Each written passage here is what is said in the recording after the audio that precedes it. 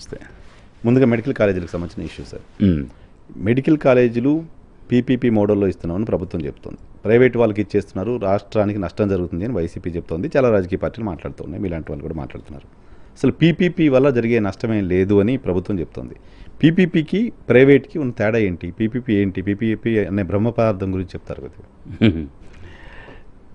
Public private partnership అనేది వాళ్ళు expansion చెప్తున్నారు. అంటే బేసిక్ క్వశ్చన్ ఏంటంటే ఎడ్యుకేషన్, హెల్త్, విద్యా, వైద్యం రెండు కూడా it's an obligation of the state. Directive principles of the state policy ఏం చెప్తుంది? Any elected government education, health విషయంలో అన్ని రకాల చర్యలు తీసుకోవాలని ఒకవైపు చెప్తూ యునైటెడ్ నేషన్స్ ఇచ్చిన కాల్ని బేస్ చేసుకుని మిలీనియం డెవలప్మెంట్ గోల్స్లో ఎండీజీస్లో భాగంగా ఎడ్యుకేషన్ని ఫండమెంటల్ రైట్ చేశారు. అప్పటి వరకు డైరెక్ట్ ప్రిన్సిపల్స్లోనే ఉండేది. ఆర్టికల్ 21A కింద ఫండమెంటల్ రైట్ చేశారు. అంటే డిఫరెన్స్ ఏంటంటే ఇట్స్ జస్టిషియబుల్ నౌ. అంటే మీరు విద్యను కనుక అందించకపోతే సుప్రీంకోర్టును కూడా వెళ్ళి అక్కడ అడగొచ్చు. మనం నాకు స్టేట్ విద్య ఇవ్వడం లేదు నా పిల్లలకు, కానీ డైరెక్ట్గా సుప్రీంకోర్టుని అభ్యర్థించవచ్చు. Okay, that is the difference they brought. అది ఎందుకు? Because across the world developing nations అని చెప్పుకుంటున్నాం మనం. మేము సివిల్ సర్వీస్ రాసేటప్పుడు కూడా అదే చదువుకున్నాం, ఏది India is a developing country అని. సో ఇప్పటికి 80 సంవత్సరాలు అవుతుంది ఇండిపెండెన్స్ వచ్చి, ఇంకా డెవలపింగ్ కంట్రీ. నిన్నగాక మనం స్వతంత్రం తెచ్చుకున్నాయి ఏమో డెవలప్డ్ నేషన్స్ అయిపోయాయి. ఎందుకు? బికాస్ హై పాపులేషన్, లో ఎంప్లాయ్మెంట్, హై ఇల్లిటరసీ, ఈ ఇష్యూస్ అన్ని ఉండడం వల్ల ఎప్పటికీ ఇండియా ఎదగడం లేదు. అన్నిటికీ మించి ఒక రకమైనటువంటి ఆపరేషన్, ఎక్కడ లేనటువంటి ఒక సోషల్ కాస్ట్ సిస్టమ్ అనేటువంటి నోవేర్ ఇన్ ద వరల్డ్. ఈ రీజన్స్ అన్నిటి వల్ల ఇండియా ఎదగడం లేదు. అందుకే యునైటెడ్ నేషన్స్ ఏం చెప్పింది, మీరు హెల్త్ మీద, ఎడ్యుకేషన్ మీద 6% ఆఫ్ ది బడ్జెట్ అలొకేట్ చేసి చేయమని ప్రతి కంట్రీకి చెప్తుంది.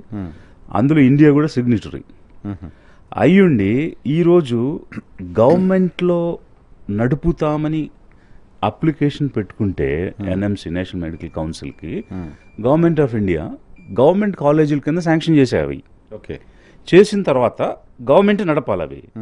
ప్రైవేట్కి ఇవ్వడం ఏమిటి? ఇప్పుడు ఇక్కడ బేసిక్గా ఒక అబ్జర్వేషన్ అయితే చెప్పాలి. ఇప్పుడున్నటువంటి సీఎం చంద్రబాబు నాయుడు గారికి పేదలంటే చిరాకండి ఆయనకి. అసలు పేదలు అనే సబ్జెక్ట్ మీద కానీ, పేదల కోసం అని కానీ అతను ఎన్నిసార్లు ముఖ్యమంత్రి అయినా ఒక్క ప్రోగ్రామ్ చెప్పండి ఆయన డిజైన్ చేసింది. Has he designed any particular programme for the sake of upliftment of the poor? PPP గురించి మనం ఇప్పుడు మాట్లాడుతున్నాం. P4 అని కొత్త ప్రోగ్రామ్ తీసుకొచ్చి ఆంధ్రప్రదేశ్లో మొత్తం పేదరికాన్ని ఎరాడికేట్ చేస్తానని చెప్తున్నారు. అదే. సో అక్కడ కూడా పబ్లిక్ ప్రైవేట్ అండ్ ఇంకొక పబ్లిక్ ప్రైవేటు పార్ట్నర్షిప్, పీపుల్ అని 4 పెట్టారు. పబ్లిక్ ఏంటో పీపుల్ ఏంటో అర్థం కాదు. సో అందులో కూడా ఎన్జిఓలు చేయాలి ఆ పని అంటున్నాడు తప్ప గవర్నమెంట్ చేయాలనడం లేదు. ఎన్జిఓలు చేయాలన్నాడు. సో ఆ P4 ప్రోగ్రామ్ ఏంటి? NGO programme. అంటే నాన్ గవర్నమెంట్ ఆర్గనైజేషన్స్ చేసే కార్యక్రమం ఎలా ఉంటుందో చేసిందే కదా, అలా చేస్తారని చెప్తున్నాడు తప్ప గవర్నమెంట్ చేయడానికి చెప్పడం లేదు అతను. సో దట్ మీన్స్ వాట్ అంటే మహిళలకి మాటిచ్చి నేను నెలకి 2,500,000 ఇస్తాను అని చెప్పేసి.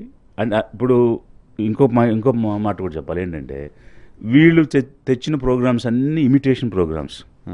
అమ్మఒడి ప్రోగ్రామ్ ఉంది, తల్లి దీవెన, తల్లి వందనం అని పెట్టారు. అంతకుముందు 17,500,000 ఒక్కొక్క విమెన్కి ఇచ్చేవారు. దాన్ని 2,500,000 అని నెలకి మార్చాడు అంతే. అదైనా ఏరా అయిన పళ్ళు ఓడగొట్టుకోవడానికి. సో నెల 2,000 ఇచ్చినా, సంవత్సరానికి 18,000 ఇచ్చినా సేమ్. సో దానికి ఇంకొక పేరు మార్చి ఏదో స్త్రీ శక్తి ఇంప్లిమెంట్ అవ్వట్లేదు, అది P4లో కలిపిన. అలా ఇప్పుడు ఇంకొకటి అన్నదాత, రైతు భరోసా అని ఉండేది, అన్నదాతని మార్చారు అంతే. స్కీమ్స్ నేమ్స్ చేంజ్ చేశారు తప్ప he has not invented anything. Number 1. Number 2, in particular with the poor, పేదలకు సంబంధించి అతను ఇంతకాలం ముఖ్యమంత్రిగా ఉన్న కాలంలో ఏదైనా ఒక్క ప్రోగ్రామ్ డిజైన్ చేశారా? ఒక్క ప్రోగ్రామ్ లాంచ్ చేశారా? కాపీ కొట్టిన ప్రోగ్రామ్స్ పక్కన పెట్టండి. ఇప్పుడు NSAP అని ఉండేది, national social assistance programme, government of India తెచ్చింది. అందులో మూడు ఉంటాయి. Family benefit scheme, NOAP,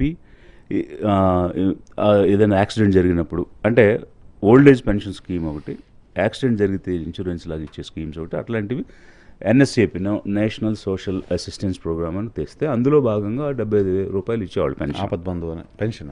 pension అట్లా వచ్చిన పెన్షన్ అప్పుడు ఇతను 75,000తోనే స్టార్ట్ చేశారు. 75 రూపాయలు. సారీ 75 రూపాయలతో స్టార్ట్ చేశారు. తర్వాత కాంగ్రెస్ వచ్చినప్పుడు 225 చేశారు. ఆ తర్వాత 1000 అయింది, 3000 అయింది, ఇప్పుడు 4000 అయింది. అది కూడా ఇతను తెచ్చింది కాదు. అంటే I want to tell you. Okay. అంటే గబుక్కుని 4000 పెన్షన్ ఇచ్చాడు కదా, 3000 పెన్షన్ ఇచ్చాడు కదా అని అంటారేమో మీరని నేను ముందే